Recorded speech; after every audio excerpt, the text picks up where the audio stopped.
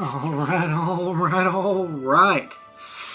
Welcome back, you inglorious bastards and magnificent bitches. You can. It has begun! Scientists, I don't know how you do it. You beautiful people out there in the ether. It is I, Dakota, and we're just gaming back for more Captain's Log.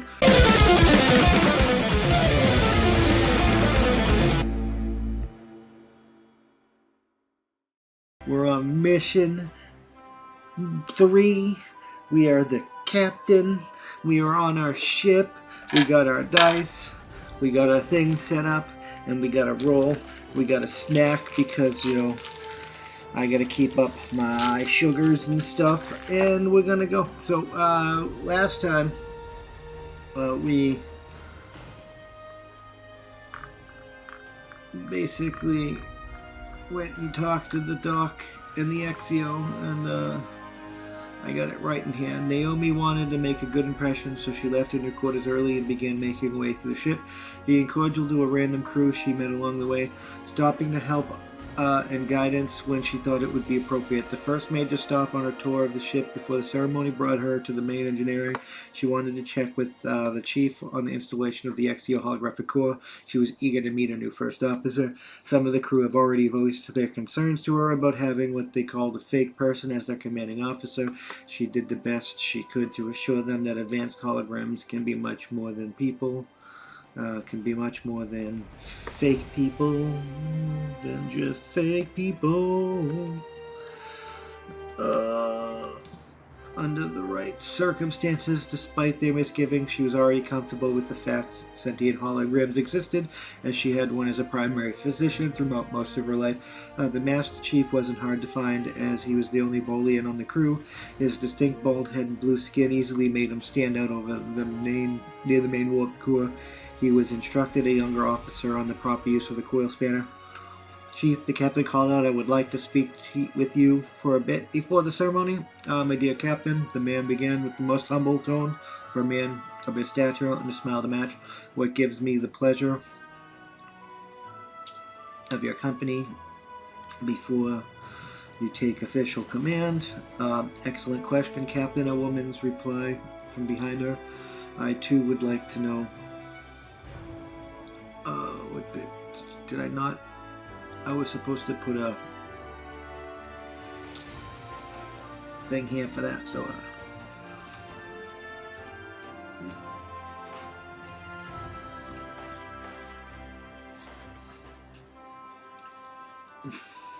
here we go.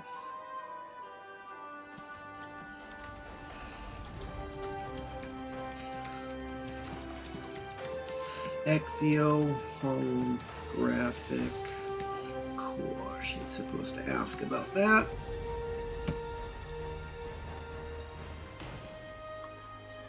Excellent question, Captain, a woman's voice replied from behind her. "I too would like to know how my installation is progressing." Naomi turned around to see her first officer standing there behind her. There was no mobile emitter she could see that was visible, and if she wasn't connected to the ship yet, the woman would not be using the ship's internal emitters. She was curious as to how the commander was maintaining photonic cohesion. "Not to worry, ladies," the chief replied. "The installation of your core was finished just a few minutes ago. I was about to call and tell you." "Excellent, Exio exclaimed. "Computer transfer program Exio to the Exio holographic core and activate ship's emitters. Authorization Exio Theta 37. Acknowledged." The familiar voice of the computer responded. "Transfer successful. Internal emitters functioning within normal parameters." The woman flickers for a few seconds before regaining photonic cohesion. She then slips a ring off her right index finger and places it inside her uniform pocket. It was obvious now that her mobile emitter that was her mobile emitter, and it appeared to be much more sophisticated than the one the doctor used on Voyager. "Commander," Naomi said as she extended her hand toward Exio. "It's nice to finally meet you." Likewise, Exio responded with an empty expression on her face as she obliged Naomi and took her hand in turn.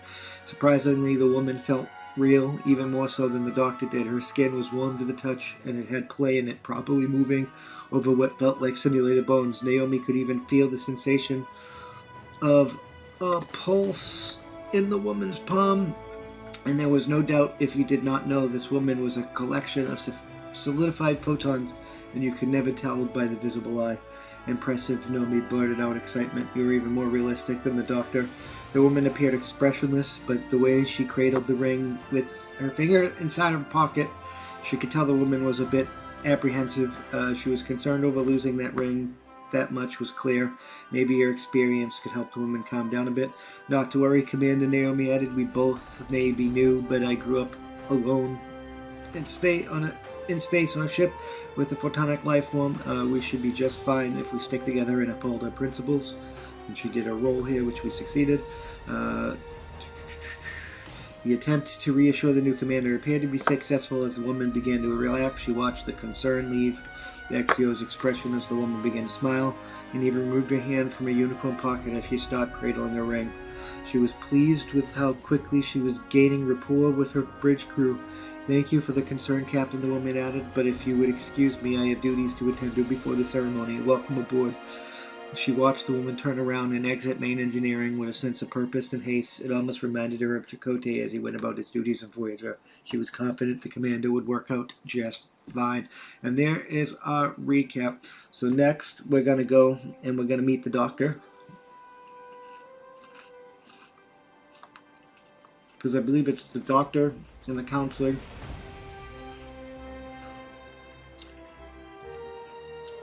And the operations chief. And our science officers are left. So yeah. Doctor. Well, the doctor's going to be in the med bay. So you have operations chief, counselor, science officer. Those are the ones that we haven't met yet, right? Yeah. So there's 3 of them. So let's roll a d6 and see how many of them may or may not be in the med bay doing the same thing. 3. Oh, they're all going to be in there. All doing the medical intake exam, I guess. So let's, well, are they all there for the exam? Yes or no? It's highly probable. That's a yes. That is a yes. So they're all there. I'm not, excuse me for eating the cookie, but they're all there for the their medical intake exam. So they're all new to the ship. So that makes the chief, Miles O'Brien. They're not new to the ship. I'm gonna say like, yeah.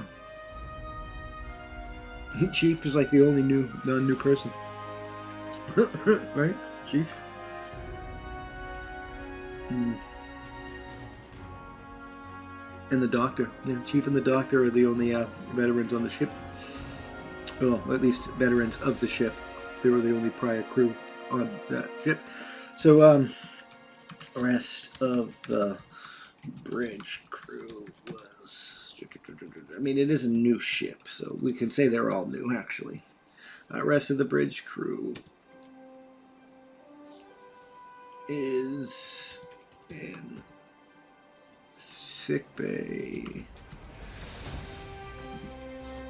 getting their medical intake exams done. All right. So,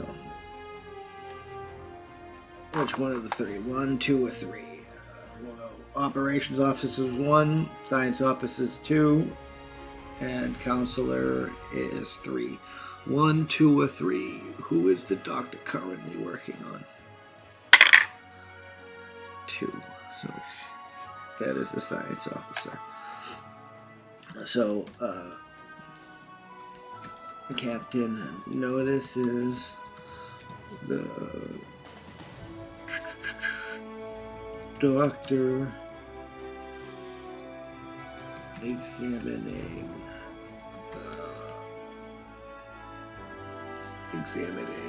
her science officer.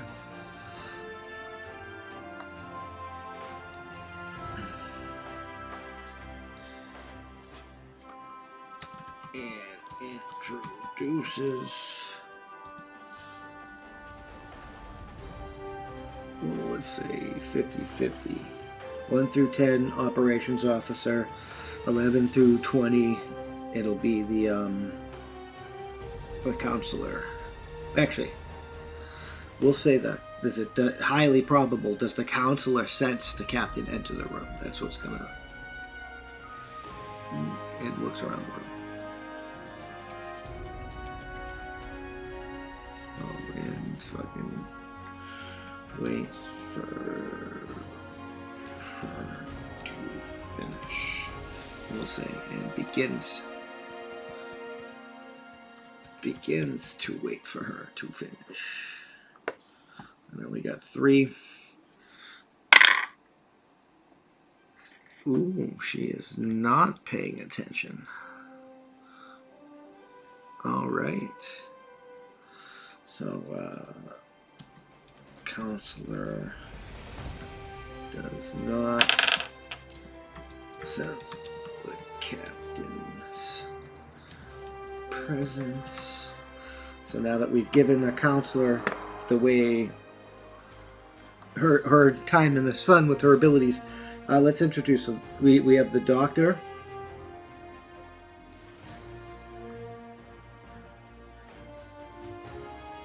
Oh, it's like the doctor was working on the council. That's right. So we had the working on the science officer. So yeah, so we have the doctor. Let's shut off the captain here.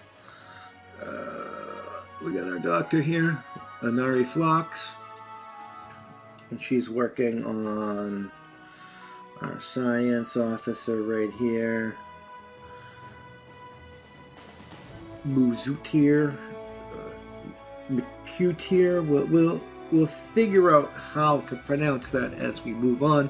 Our Tation/Kazinti science officer, and we'll say Shran, our counselor, Anara Zara Shran, didn't sense us coming in because she is an Endorian/Enar, so she's not as Enar. It's just because we'll say she's less than that of her peers because she's not full Enar with her mental abilities. And she's having a conversation with Ensign Dresden Trug. And we're going to say 50-50, 1 through 10. She notices Trog first. 11 through 20, she notices Tran first.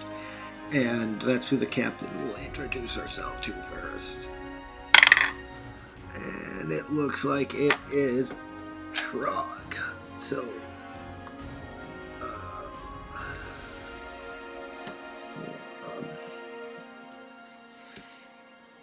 Captain is going to introduce herself to Trog. So is he going to have a legitimate complaint, or is he going to issue an insult 50-50? Because that's how they are. They like, if they have a legitimate complaint, they'll argue about it. And if they don't, they'll create something to insult you to see if you're going to roll back. And that'll actually be the next task, I think.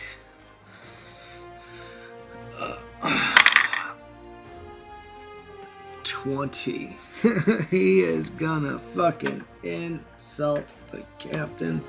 Trog doesn't have any complaints at this time, so he issues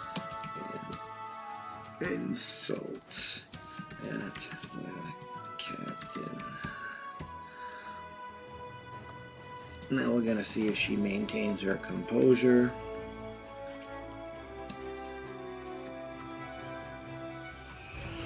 culture check. Is she gonna get insulted and have Shran, highlight the fact that their culture is that way, or is she gonna win? So composure, that's a command presence, right? Command and control, actually, I think. Because it's your captain's control. So let's look at her sheet. Where are you, sheets? The ones that I can read on my screens. Sheets. Personnel files. Open the damn folders. Open the damn captains. Open the captain's folder. 9. 9 and 11. Command is 5. 9 and 5. 9 and 5. 9. God, no, I want that. So we're going to command and control, which is a 9 and a 5. It's not really difficult, so we'll do that. Okay, 14 is our target. Do we have any momentum? No, we didn't earn any momentum, but we do have 5 threat.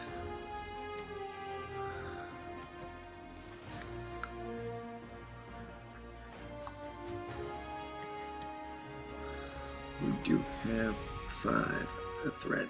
Mo Capitan! What are we gonna do? Are we gonna try? We're gonna roll with the punches. We don't have momentum. I don't want to actually, well, what is her focuses? Does she have a focus that she can apply here? Which is gonna fucking grant an automatic success, right?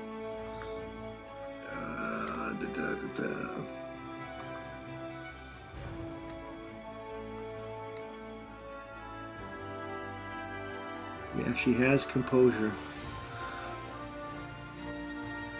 Alright, so she gets an automatic success.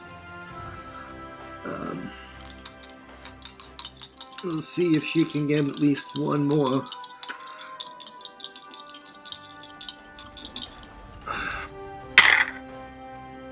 We got a 14 and a 1. Ooh, nice.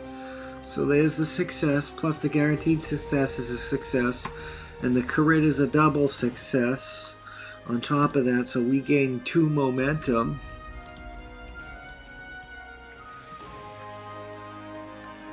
I might have to modify these rules to use the regular rules.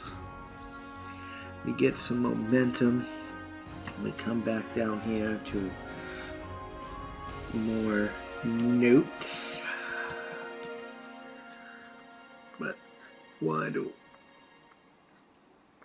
Wish there's a way I could just tell it to, like, properly redo itself every other line. It probably is at some point, but... Oh, Captain maintains her composure.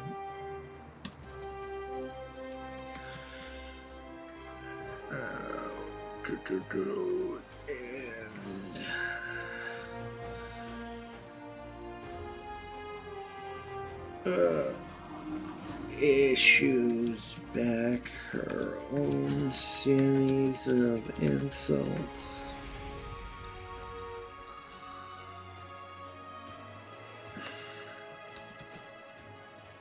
Gaining drugs. Does he actually 50?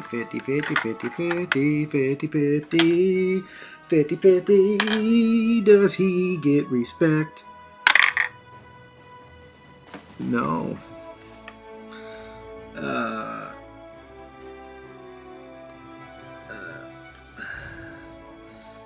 But Trog seems unimpressed, so highly probable Does our counselor sense that? No, she does not. She is not a very good telepath. Does she notice the captain? 50-50. Yes, she notices the captain. Shran. Oh, we should go below that. Damn it. Why am I all discombobulated today?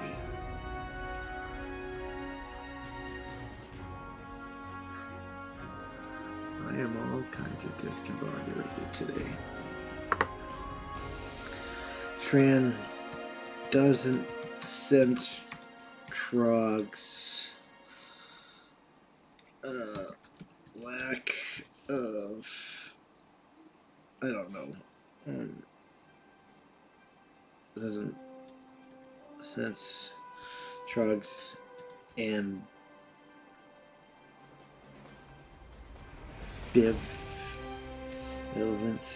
Well, fucking whatever. I definitely butchered that.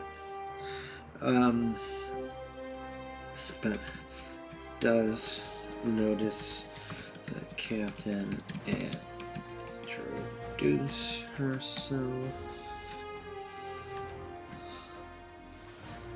and since the two of them have been introduced, we'll go 50-50. 1 through 10 doctor, 11 through 20 science officer, whether they interject.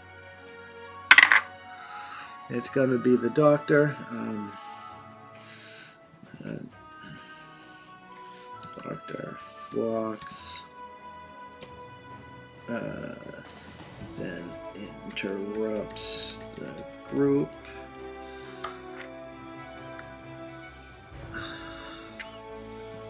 to conduct the captain's intake exam, where she introduces herself and the chief science officer. And that is our scene.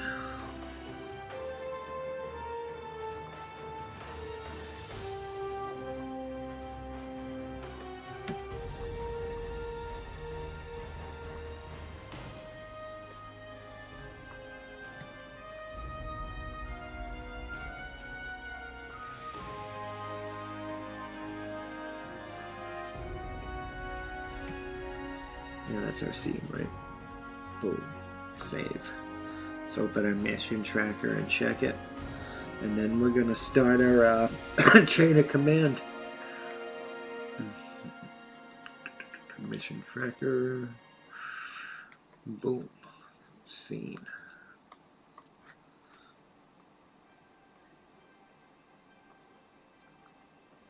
And this will be change of command.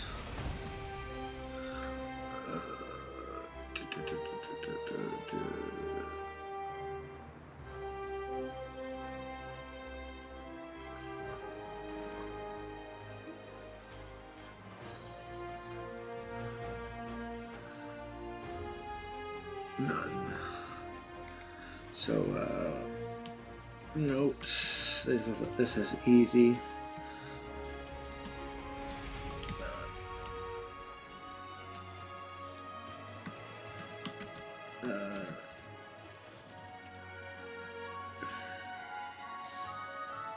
Bosun's whistle sounds.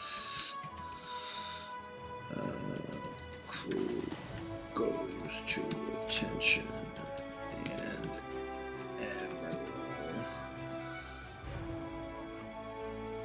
Captain, and Commander keep walk through the center of them and take their place at a podium in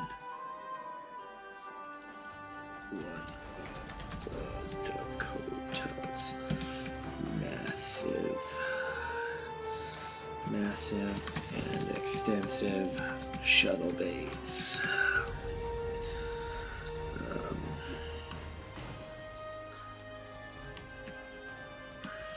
Janeway introduces the captain.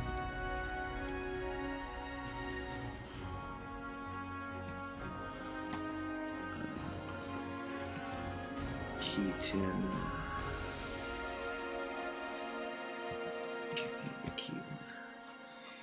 Keaton relinquishes command and leaves shuttle bay.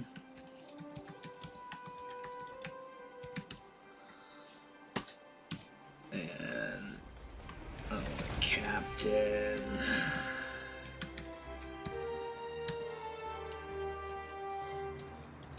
gives a speech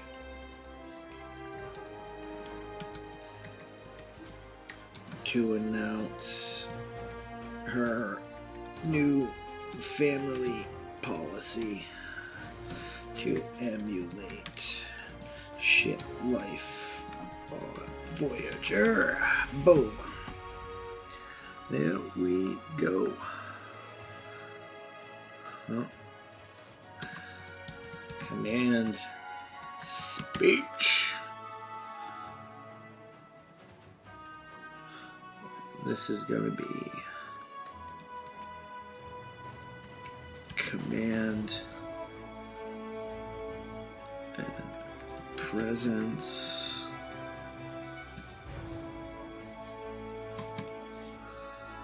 She's 16. We're going to make this a little bit more difficult because we're speaking to an entire crew here. However, we do have 2 more dice here, which we're going to use and spend for the 2 more dice.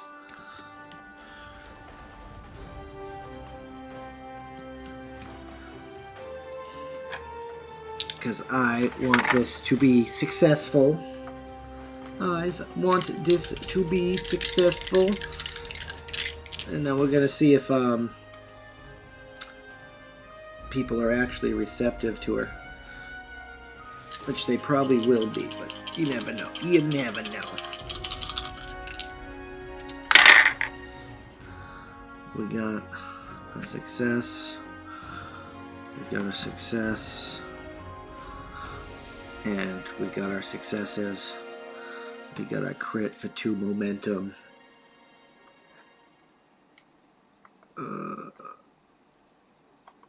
Do we have something for speeches or whatever? Lead by example, composure. No, there's no. She has no thing to do, but she does invoke a value. We get 2 momentum back. We get a success.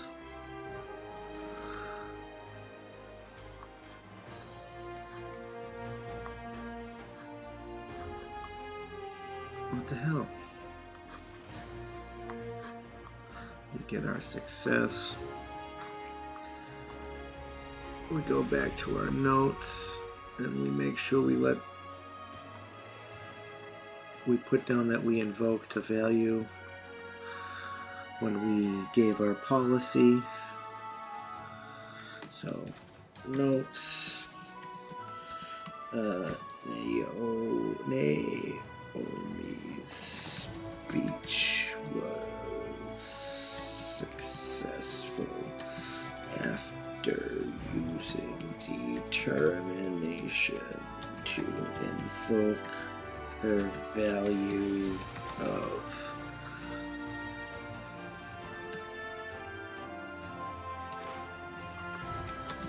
a starship. I don't know how it's exactly written here, so let's look at that. Come on, open the pictures again. Open the picture. We're almost done with this. A ship is a home, her crew a family. Ship is a home, her crew a family.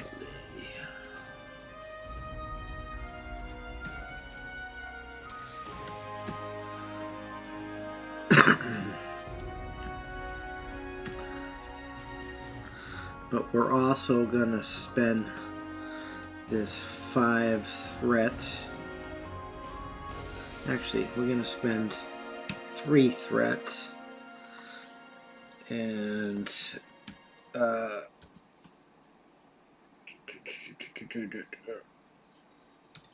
red alert sounds. And we're gonna leave with that, because our beginning complication is gonna happen. Our starting complication is gonna happen, and the mutiny has begun. As always, I'm Dokumo. We're just gaming. We'll see you in the next Captain Log. Peace.